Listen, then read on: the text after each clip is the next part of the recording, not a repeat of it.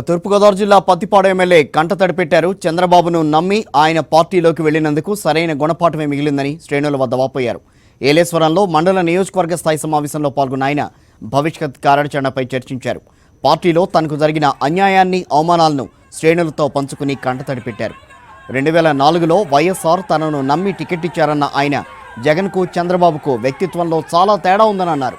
సొంత మామను వెన్నుపోటు పొడిచిన చంద్రబాబుకు పార్టీ నేతలు పెద్ద లెక్క కాదన్నారు వరుపుల సుబ్బారావు.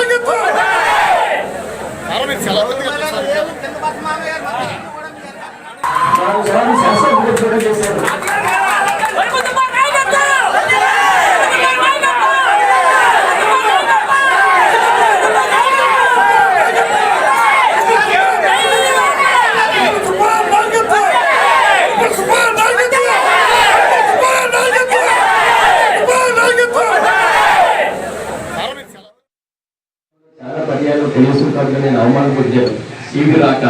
కానీ వరుపుల సుబ్బారావు గుర్తిస్తున్నటువంటి తండ్రి కొడుకులు ఇద్దరు కూడా రాజశేఖర రెడ్డి గారు, జగన్మోహన్ రెడ్డి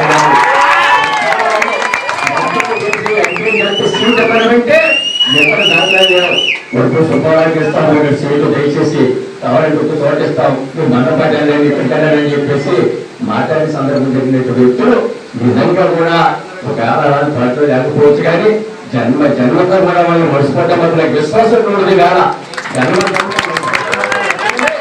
విశ్వాసం కదా అర్థం ఉండదు.